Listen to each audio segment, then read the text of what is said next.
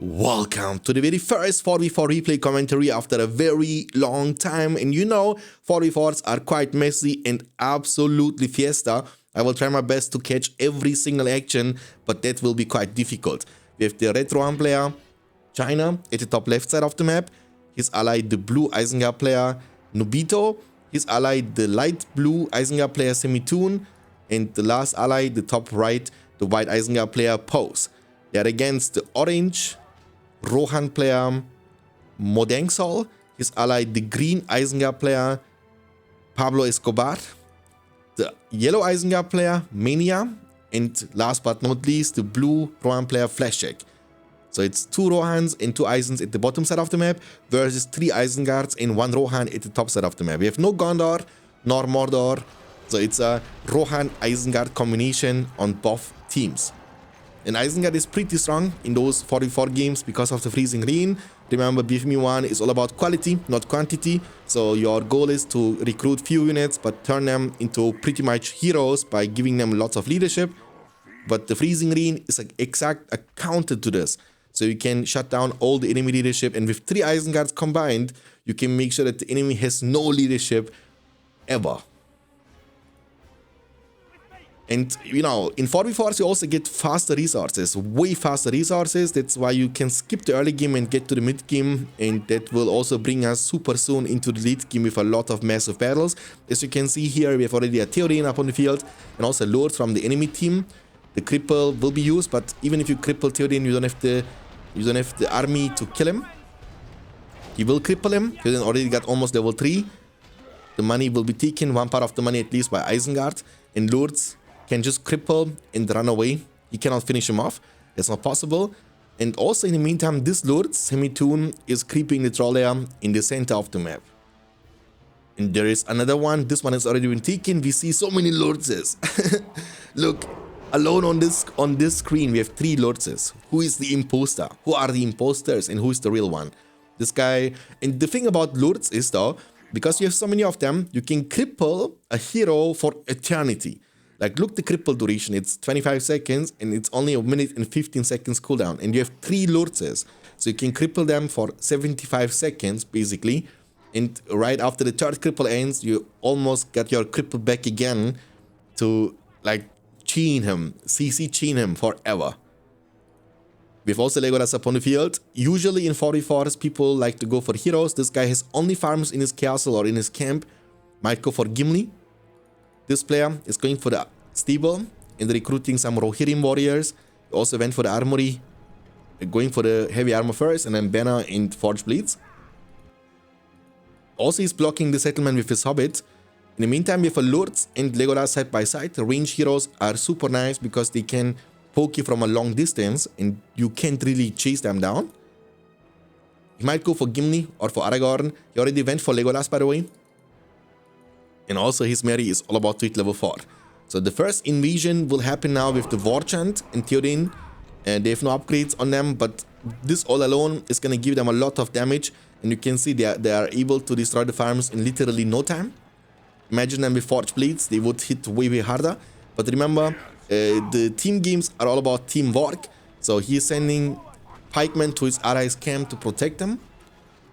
I don't think 1 pike is going to be enough to do all of the job. But the towers are of course also quite helpful in those situations. In the meantime, we have a fight going on here. So Theoden has been yet again crippled. Sharko and Lords are trying to make it out alive. But the upgraded Rohirrim are on the hunt. There comes the cripple.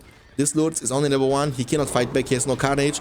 Warchant is going to be used. And smart move to leave the kill to this Lords. And also this Theoden is all about hit level 4. That's awesome. This Lego on the other hand is almost level 2. The beast is protected for now, and I don't know what he's saving for. He has enough money to go for Aragorn, but he doesn't want to do it. In the meantime, Forge Blades purchased, banner is about to be purchased very soon. And the first push happening also in the top side. He has no pikemen to protect himself against this push, but he will get them very soon. The Uruk Pit level 3, also the buildings in 2v2s or 3v3, 3v3s and 4v4s are leveling up way quicker. And we have double Saruman. We have trouble to deal with one wizard. What about the second one? Okay, they kind of targeted the same unit. And that's why the second fireball was kind of wasted. Look at this. And they have 3 Eisens in their team, you know. They can go for 3 Sarimans, 3 Lortzes. Okay, but this guy is already ready, by the way. Mania, the Isengard player, is ready for the push. There is also a Legolas. 2 combos, 1 pikeman. Is he gonna, oh, he's going for the Ent mode actually. Ent mode rush technology as a go for Legolas and go for the Ent mode right after. Remember, you can also recruit Ents from the Ent mode, and when you do this, you need to pay money for them, but they will be there permanently until they go, and until they die. The last march of the Ents begins. The last march of the Ents begins. Okay, that's gonna be the first clash of this both teams, a big fight. You want to turn and let them trample into the pikeman. Exactly, that's what you want to do. Theoden got crippled immediately and might go down in a second to the pikeman with the forge blades. And that's a good fight, but this Lego will be crippled in exchange and now might be committed on. These combos are looking strong because of Saruman plus Warchant. And in a Dream Vault, you want to give the kill to... Yeah, he was able to get experience thanks to the Saruman because he was staying next to that. And the outpost will be quite helpful. That's why the combination of evil and good is always awesome. In the meantime, we had a big fight going on around this side, but also this both teams, as you can see, they are super close to each other. So aiding to your ally and helping your ally out is quite easy when the distance between your camp and the enemy camp is super close. This guy also going for the horses because he has almost glorious charge, if I'm not mistaken. Also going for Aragorn for even greater leadership. So we have Ents up on the field, but they were only there for a short duration. Now he will recruit more and more Ents. Going for some Ents from the Ent mood and reviving his fallen hero Legolas. And this team is about to go for a big push. So this Theoden is all about hit rank 4 that would unlock the glorious charge, making those Rohirrim deal way greater damage. And you know, the most important part is they would be super tanky, so they can keep fighting and even trample into the pikemen without getting insta killed. Fortune is gonna be used, big fight. The Rohirrim are invading and they will try to destroy this enemy statues. Heroes are getting chunked and beautiful commitment. Big fireball is incoming. And this Saruman is being crippled, and there is another one coming from... Okay, they're surrounding him. Okay, this is also from the top side team. So this yellow Isengard player is kind of surrounded. Fireball is going to be used, knocking down the lords into his allies' army.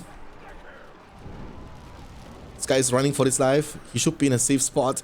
The Ents are raging. Treebeard is burning. But he got the chance to cripple him. There comes the glorious charge moment. He's trampling into the enemy lines. The Ents, they will not burn permanently, by the way, in 2.22. It's gonna just, or you can always put them on the water and they will be good. If you don't know, the Ents have the longest possible range in the game. Nobody, no unit, no siege weapon can outrange the Ents, especially when Treebeard is around them. They will get additional 20% more range. So they can shoot at you in fog of war. Big fight happening in the meantime around this location. He got crippled immediately. Ooh, and stolen. And he kind of knocked him in safety. And got killed. Got betrayed by his own army. Now they will turn and even try to kill the lords. This guy might need help. Pose is in big trouble. This army is not going to be there forever for the guy. That's why he's kind of trying to sacrifice them by sending them into the towers. They are taking heavy damage. Now the push will keep going. In the meantime, he was trying to get to this guy, but this guy has the protectors of the Fangon forest. I mean, that's something you don't see very often. It's only possible in 4v4 team games. Big commitment. They will throw rocks. Look at the damage. If they ever connect, or get fired immediately and getting killed, they got a spec on the field. The ultimate defense is about to happen. But if they hit though, if they hit the Ents, they are not the fastest shooters, but they are heavy hitters, okay? Boom, boom, boom. Now this guy already has to retreat. The outpost potentially captured by the Rohan player China, so he can always get back to the outpost and heal himself up. But in the meantime, Pose has taken really heavy damage. The rain has been used. I think it's from the bottom side team because they are still glowing, and the glow of this team is gone. When you see the units are not glowing, then you know their leadership is negated. Beautiful trample. He also went for Irma. That's good. Gimli also has been recruited, already level 3. Aragorn doesn't seem to have the Anduril sword. That's why he's so slow. But for now, he's safe. So now the counter push is about to happen. Lords and Saruman back on the field. Also, Lords level 5. That's awesome for the damage leadership. Legolas all about it level 4. This Lord's also level 5, but remember the rain is active. So they might need to give up on this outpost at the left side of the map. These guys are recovering slowly but surely over time. And this guy will need his Saruman and Lords back, but he took also heavy economical damage. That's why he needs to save some resources for now. We have an army of Ents. Also, Theoden has been finally recruited for leadership. And Treebeard and his, loyal friends of the Fangorn Forest. And look at their range. That's what I'm talking about. That's what I'm talking about. Nobody can outrange them, and if they hit very hard. Oh my god.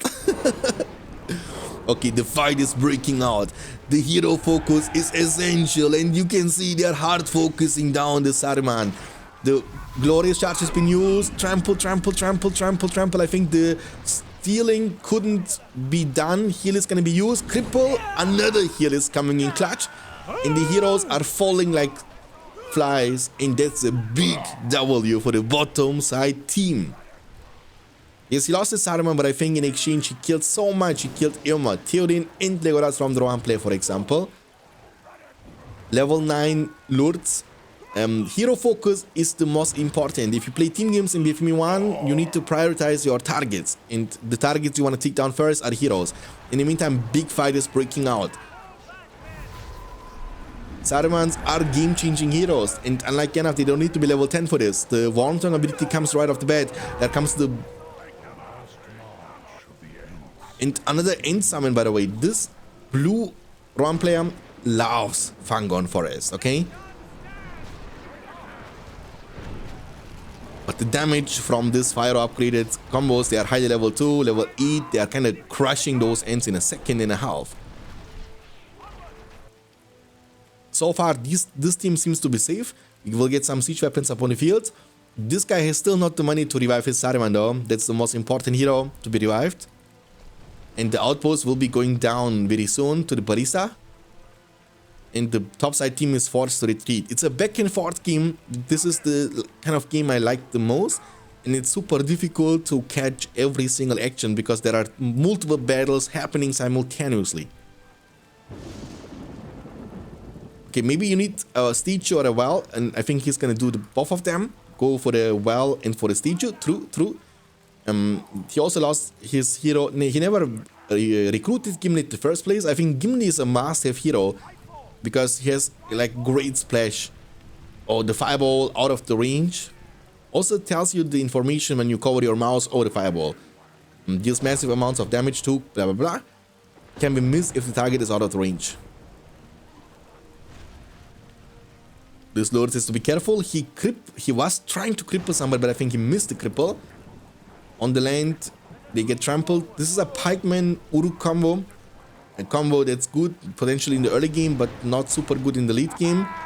It was a fine and funny interaction. He got crippled. And then he jumped right after. That's what you want to do, right? You want to cripple Carnage, taking him down. It's good. It's level 7 Lords. That's awesome. Also, Lego from a long distance, hitting over and over again, dealing good amount of damage. Now big heal is incoming, lots of Rohirrim up on the field, and the push will be great. Now they are trying to get their heroes back on the field, but Saruman still needs some time. That comes the... Ooh, sun. That's gonna be a big fight now. A war chant? Hero focus is important. You see, you are one-shotting the enemy heroes. Rohirrim archers with high levels, they are so crazy strong. They can also kill Legolas in a second. That's awesome. But in the meantime, the Ents are going to war.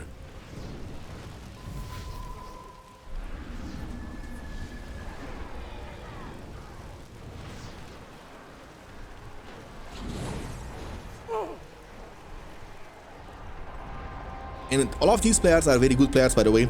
You can see their focus are always the enemy heroes. Because if you don't, I mean, enemy gives you, heroes give you leadership, give you massive AoE damage. And that's why they need to be taken care of first. And once you deal with the enemy on more Ents, bro. Like, did we add a new Ent faction to this game, or why do we see so many Ents upon the field?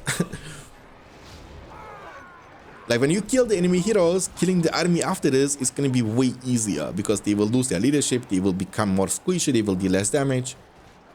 All in all. Oh, they are still in there, by the way. Now, they need to find a solution to this problem. Orc Strike will be used.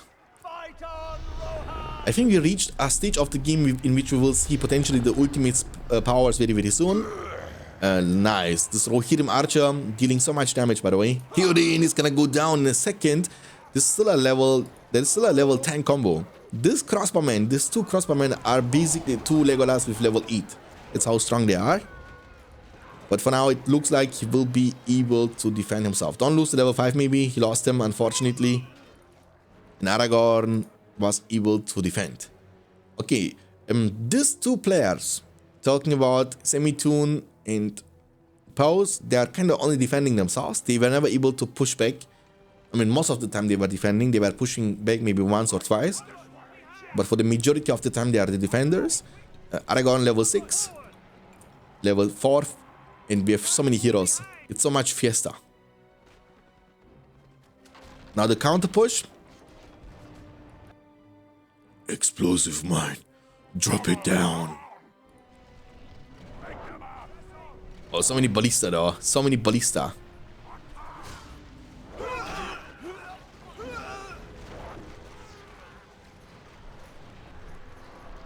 He lost everything, by the way. Okay, big push is happening now. Gimli. Kaboom, son. Got crippled, but a little bit too late. If you don't know, if you combine your slam with your leap, it will make your leap attack deal 100% more damage too. That's why you want, if you can, just wait a bit and then use this in combination. Ooh, son. The Ents got summoned and got insta-killed, but also he lost the majority of his army. There comes the speechcraft from Saruman. Legolas is going to be the target. In the meantime, these guys were able to defend themselves. It's good. It's very good. Saruman is still crippled, but there is nothing that can finish him off. There is nothing that can kill him. They will group up now potentially for a big war chant. There comes the war chant, but the rain is active. You can see the green army is not glowing. Ooh, nice deal. Nice deal. Now send the Rohirrim into the enemy army. Fireball, fireball, fireball. Blast. You got crippled now? I don't know what's going on, but Legolas is here level 7. It's gonna go down. Lords is here, staying next to his master. We hear the EOD. Dealing with this army. Another EOD will be summoned too. Killing all these Ents. Bro, this guy had so many Ents. It's crazy.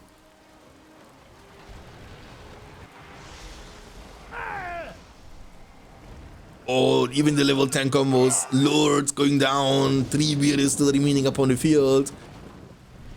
Treebeard also dealing good amount of damage to the Citta. This army is still going, by the way. This guy has to be careful. Oh my god, I heard explosive mine again. But this guy is in big trouble. I think he has literally no army, and he is gonna be even in bigger trouble as the Balrog is here. Fly.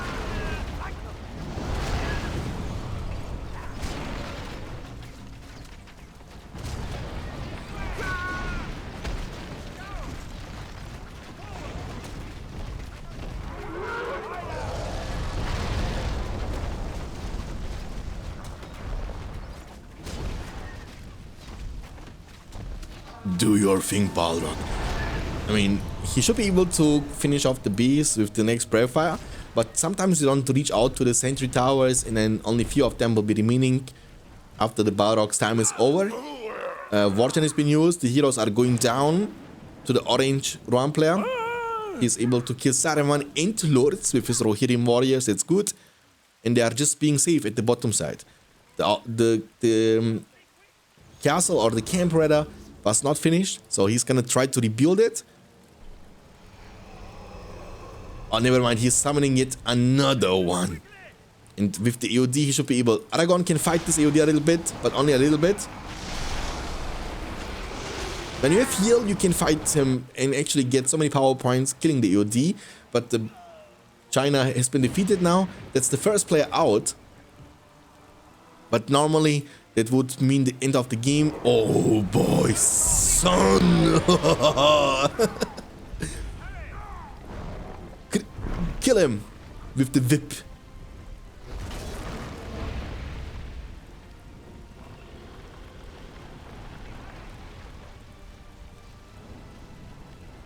What's your plan, bro? Just keep flying. Show what you're made of. Ignite. He could have finished this Aragorn, by the way. He could have finished him. The breath fire will be used. Okay, so this guy took... Never mind, he just left the game. Nobito left the game. There is only one guy remaining, and that's the white Isengard player pose. But there is yet another Balrog. In the late game, you will see all these big fights and all these big summons. He also summons the Ents. The Ents are going to war. And these heroes, regardless if they are powerful or not, they are nothing compared to the mighty Balrog.